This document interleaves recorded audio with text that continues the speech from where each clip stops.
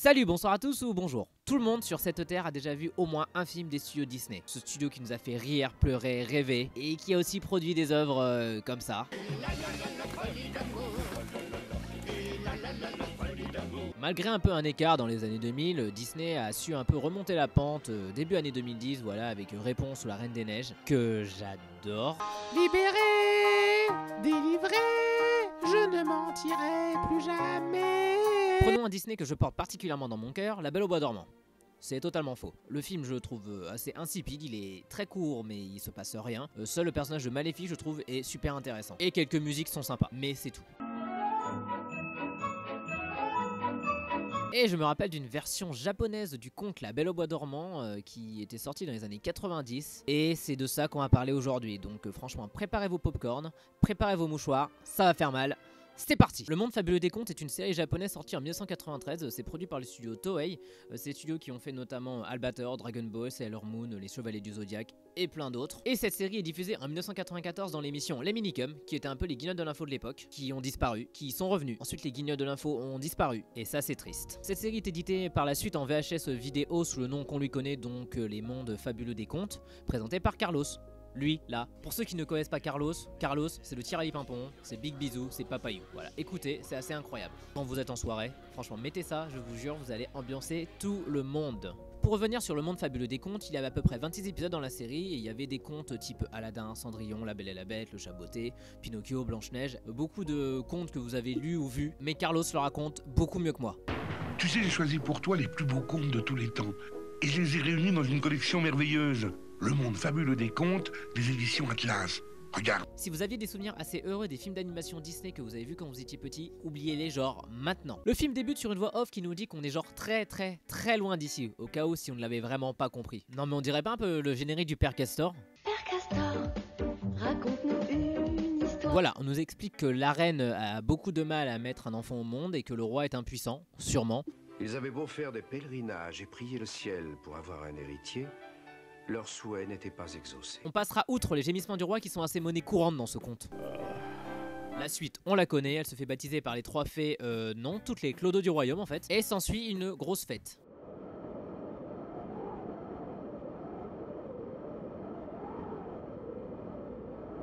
Enfin, je sais pas, si tu fais une fête, en fait, t'invites tout le monde, t'invites pas 5 personnes, je sais pas. Bon, comme dans le conte original, on a Maléfique, bon, on va l'appeler la Maléfique du bled, voilà, qui débarque. On va pas se le cacher, elle est un peu dégoûtée de pas avoir été invitée. J'aimerais qu'on m'explique pourquoi toutes les fées du royaume ont été invitées à ce banquet, sauf moi. On croyait que tu étais morte. Aïe, coup dur pour Guillaume. Petite note, si vous n'avez plus de nouvelles de personne pendant un petit bout de temps, c'est que la personne est probablement décédée.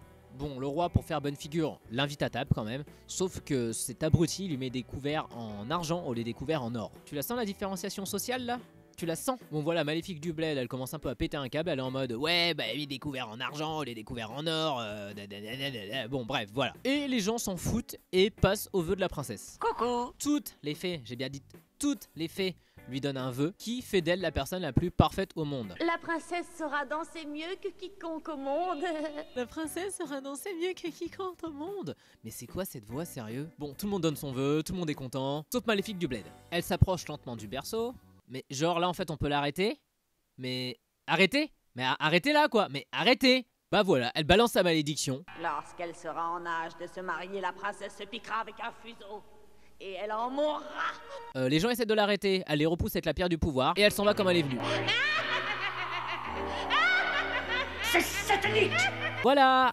Notre méchante, mesdames et messieurs. Bon, tout le monde y pleure, tout le monde il est triste, quand tout à coup, il y a un Deus Ex Machina, mais clairement qui débarque de derrière un tableau pour raconter la suite de l'histoire. La princesse se piquera le doigt avec un fuseau, mais elle n'en mourra pas. Ah ouf, j'ai eu peur, j'ai cru qu'elle allait vraiment mourir. La Deus Ex Machina, qui a dû sûrement voir le film ou lire le livre, raconte que en gros elle va se piquer le doigt et que elle va s'endormir pendant un sommeil de 100 ans et qu'il y a un mec qu'elle ne connaît pas, ni d'Adam ni d'Ève, qui viendra la réveiller. Et le roi, la seule réaction qu'il a, c'est ça.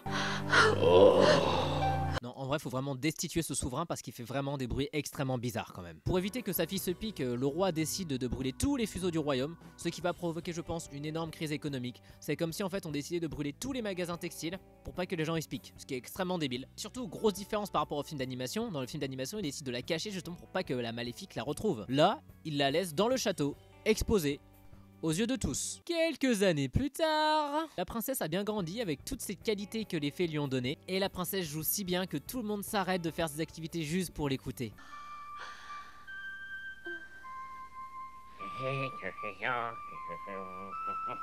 Moi personnellement, quand je jouais de la flûte, c'était pas comme ça que ça se passait, hein.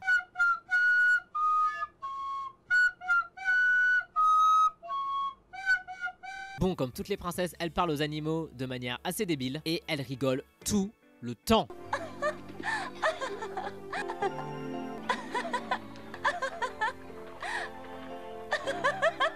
Ta gueule! Je pense qu'il y a une fée qui a dû lui mettre le vœu, tu rigoleras tout le temps comme une cruche, parce que là, elle rigole vraiment tout le temps. Et on n'est même pas à la moitié de la vidéo.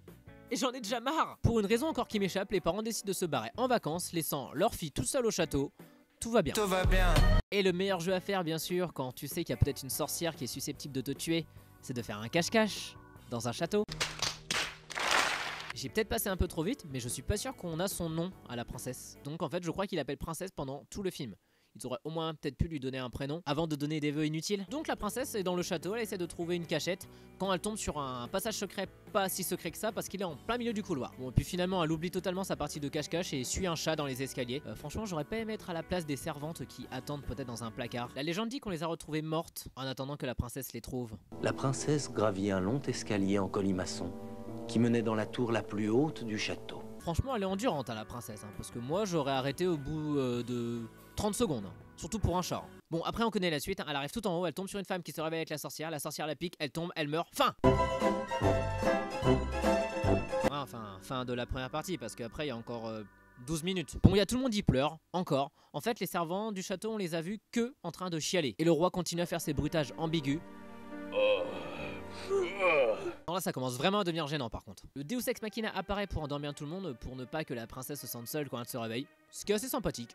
Mais elle aurait peut-être pu les préparer un peu avant quoi. Et fit pousser une haie d'épines pour que personne, mais genre personne, n'accède au château. Alors, pour le prince qui doit venir la libérer, c'est super. Bon bah, tant pis. Et un siècle plus tard... Bon, déjà on remarquera qu'au bout de 100 ans, tous les arbres ont été détruits pour laisser place à un no man's land. Un jeune prince chassa dans les environs, bon bah en même temps il n'y a plus d'arbres donc ça c'est très facile pour chasser. Et aperçut le château au loin. D'un coup débarque un vieux. Et quand il y a un vieux dans une histoire, ça finit toujours mal. Et il se mit à raconter l'histoire de la belle princesse endormie qui attend son prince charmant. C'est un peu un coup de pression quand même là. Hein. Et là le prince, dans un élan de courage, se mit à faire un monologue, à faire frémir. Je veux y aller. Ah bah non en fait. Et fonça tout droit. Et là il brandit son épée pour se frayer un chemin. Ah bah non, le passage s'ouvre tout seul. Bon, les personnages secondaires, là les figurants, bah ils restent dehors, bah ils ont pas d'épée dans le fourreau. Donc bah t'as pas d'épée, tu rentres pas. Et il se remit à courir. Encore. Encore. Encore. Et on réutilise les mêmes plans, comme ça fait des économies. On dirait vraiment le train fantôme de Sarcelles sur Terre quoi. C'est-à-dire le train fantôme nul. Et il échappe même à une horde de Covid-10 de chauves-souris. Et tout ça se révèle être la maléfique du bled qui avait manigancé tout ça. Le combat se promet d'être épique, sanglant, sans pitié. Tandis qu'en réalité, ça ressemble plutôt à ça. On pourrait penser que la sorcière en fait va se transformer en dragon ou autre, mais en fait non, il la tue sans grande difficulté. Point. Bon voilà, il rentre dans le château, il voit tout le monde endormi, il comprend pas trop, il monte, il voit la princesse, il l'embrasse, elle se réveille. Je savais que tu viendrais à mon secours un jour ou l'autre. Quoi?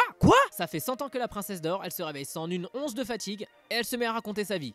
Tout va bien. Et même lui il comprend pas, il est en mode mais comment tu me connais pas? Elle est en mode si? Non en fait, non, casse-toi. Tout le monde y se réveille, tout le monde y sont contents, ils se marient, ils sont contents. On voit même dans les yeux du prince que même lui il comprend pas. Là dans sa tête il est en mode ok, j'ai épousé une fille qui parle aux animaux, qui rigole toute seule, et son père est extrêmement chelou. Bon courage. Et voilà, c'est la fin de cette histoire épique aux personnages fins, bien écrits, très très drôles. Bon, c'était un peu dur pour les yeux, mais il faut comprendre, c'est pas du tout le même budget que le film d'animation Disney, ça c'est sûr. Depuis que j'ai vu ce film, je crois que je vais réhabiliter La Belle au Bois dormant de Disney, parce que finalement il est pas si mauvais que ça en fait. Et si quelqu'un vous dit qu'il n'aime pas La Belle au Bois dormant, montrez-lui cette œuvre. Je pense qu'il va vite déchanter. Franchement, si vous avez le courage, regardez les autres contes de la série qui sont tout aussi pépites. Si ce type de contenu vous a plu, n'hésitez pas à liker ou le mettre en commentaire. Peut-être que je ferai un épisode 2. N'hésitez pas à vous abonner à la chaîne si ce n'est pas déjà fait. Confinez-vous bien et je vous dis à très vite.